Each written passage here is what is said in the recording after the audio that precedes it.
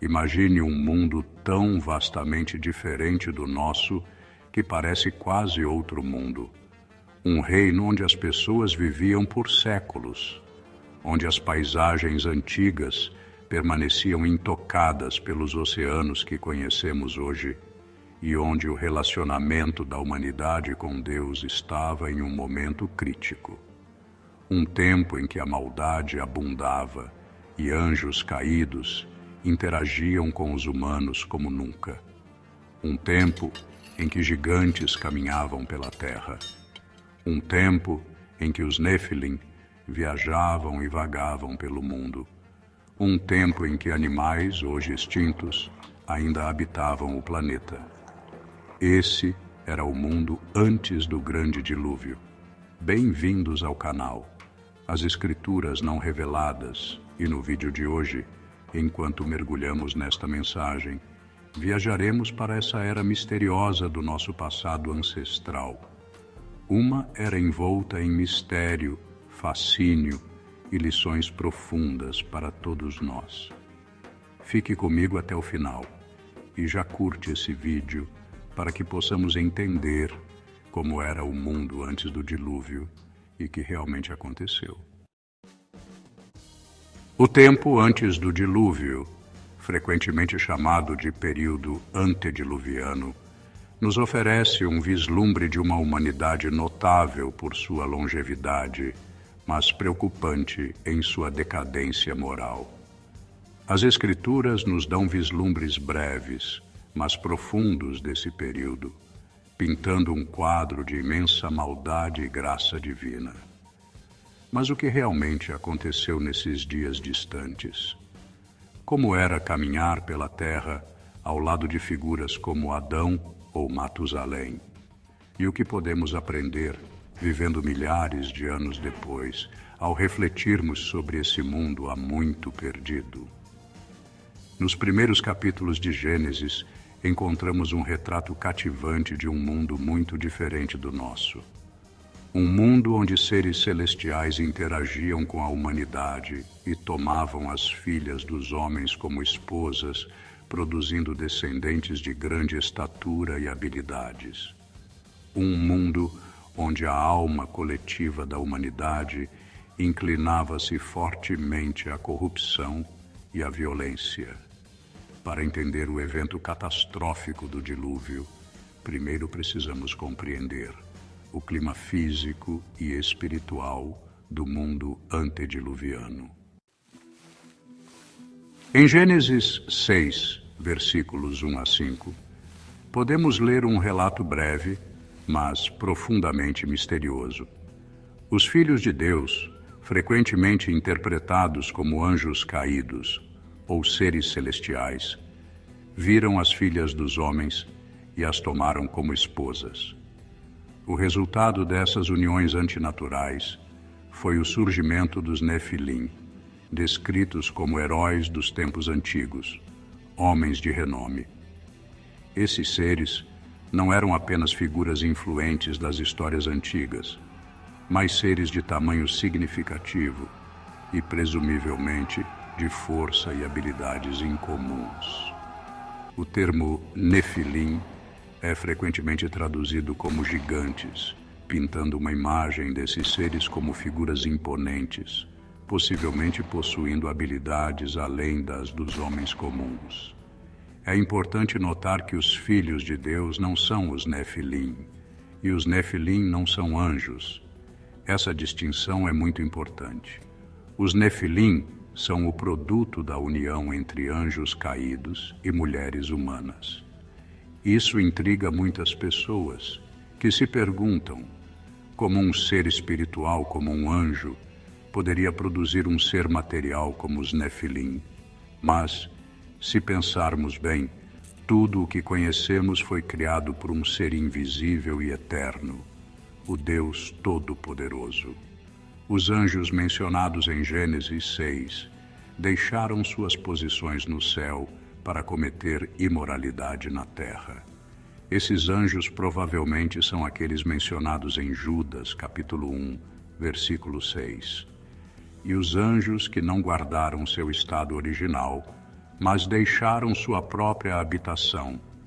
Ele reservou em algemas eternas, sob a escuridão, até o juízo do grande dia.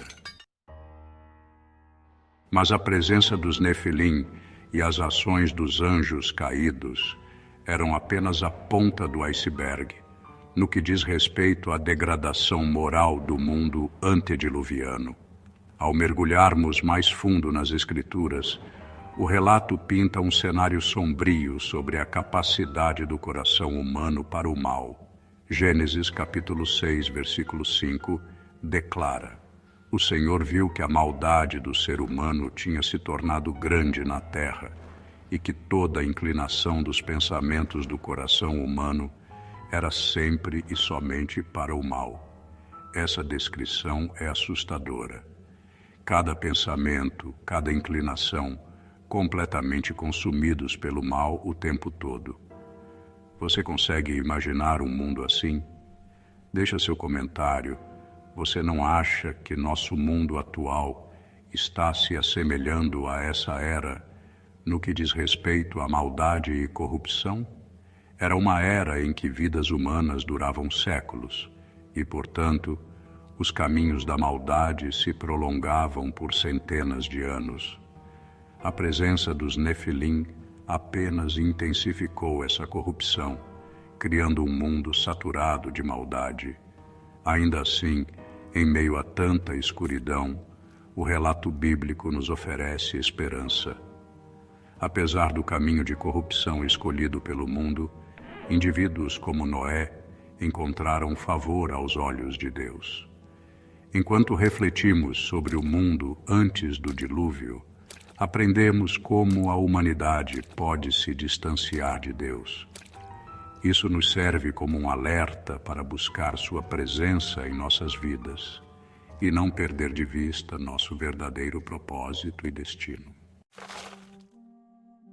Nos tempos que antecederam o grande dilúvio, a Bíblia descreve um mundo que, em muitos aspectos, desafia nossa compreensão moderna. Um dos aspectos mais marcantes da era antediluviana era a extraordinária longevidade da vida humana. As pessoas não viviam apenas um século, elas viviam por vários séculos. E embora isso possa parecer apenas um detalhe na narrativa maior, as implicações dessas longas vidas eram profundas, tanto espiritual quanto socialmente. Considere Matusalém, um nome familiar para muitos, mesmo que seja apenas pelo fato de ele deter o recorde de maior longevidade humana na Bíblia, incríveis 969 anos. Mas há muito mais na história dele do que apenas uma idade impressionante. O nome Matusalém é rico em significado. Embora estudiosos debatam a interpretação exata de seu nome, uma proposta é: sua morte trará algo, sugerindo que, ao morrer, algo significativo ocorreria. Conforme a linha do tempo se desenrola, a morte de Matusalém parece coincidir com o início do grande dilúvio, implicando que sua longa vida foi um período de paciência divina antes de um evento crucial. Agora, imagine as implicações de vidas tão longas em um nível espiritual. Pessoas como Matusalém seriam testemunhas vivas de tempos anteriores. Ele era neto de Adão, o primeiro homem. Isso significa que histórias sobre a criação, o Jardim do Éden e as primeiras interações da humanidade com Deus poderiam ser transmitidas diretamente de suas fontes originais, não como lendas distantes, mas como relatos de primeira mão. Os ecos das intenções originais de Deus para a humanidade e o peso da sua queda ainda estariam muito vivos naquela época. De uma perspectiva social, a estabilidade proporcionada por vidas tão longas poderia ter efeitos tanto positivos quanto negativos. Por um lado, a sabedoria acumulada por séculos estaria diretamente acessível. Os anciãos não seriam aqueles que viveram 70 ou 80 anos, mas centenas de anos, com experiências e aprendizados que abrangeriam muitas gerações. As famílias cresceriam sob a orientação de patriarcas e matriarcas que tinham visto e aprendido muito.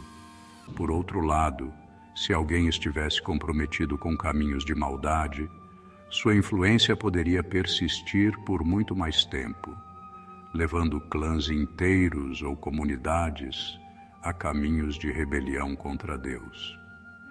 Em um nível prático, as dinâmicas dos relacionamentos familiares e da aquisição de habilidades seriam completamente diferentes. As relações teriam camadas que não conseguimos compreender plenamente hoje. Como seria se relacionar com seus tataranetos e eles com você, se todos fossem contemporâneos? Considere também as artes, ofícios e habilidades que poderiam ser dominados em centenas de anos. O nível de especialização alcançado seria muito além do que podemos imaginar hoje. No entanto, apesar de todas as vantagens potenciais de uma vida tão longa, a Bíblia pinta um quadro não de uma utopia, mas de um mundo em séria decadência moral. Apesar do acesso direto à sabedoria e aos relatos de encontros divinos, a humanidade, de modo geral, afastou-se de Deus. Ao refletirmos sobre essa era, Matusalém se destaca como um símbolo. Sua vida, marcada por sua duração incrível e pelo significado de seu nome, serve como um testemunho da paciência de Deus, de seus planos intricados e de suas mensagens que às vezes se estendem por séculos. No final, não era o número de anos vividos que importava mais, mas o estado do coração e o alinhamento de cada um com a vontade de Deus. Agora, voltemos nossa atenção para o cenário e a atmosfera do mundo naquela época. A Bíblia descreve vividamente o comportamento da humanidade e as interações de Deus com ela nesse período, mas fornece poucos detalhes sobre as condições físicas da Terra. Contudo, com base em uma combinação de escrituras, hipóteses científicas e conjecturas históricas, algumas teorias foram desenvolvidas sobre o cenário e o clima do mundo antediluviano. É importante notar que essas são apenas teorias e não estão explicitamente declaradas nas Escrituras. Vamos avançar com cautela, reconhecendo que, embora essas ideias ofereçam possibilidades intrigantes, elas permanecem especulativas. Uma das teorias mais interessantes diz respeito às condições atmosféricas da Terra antes do dilúvio.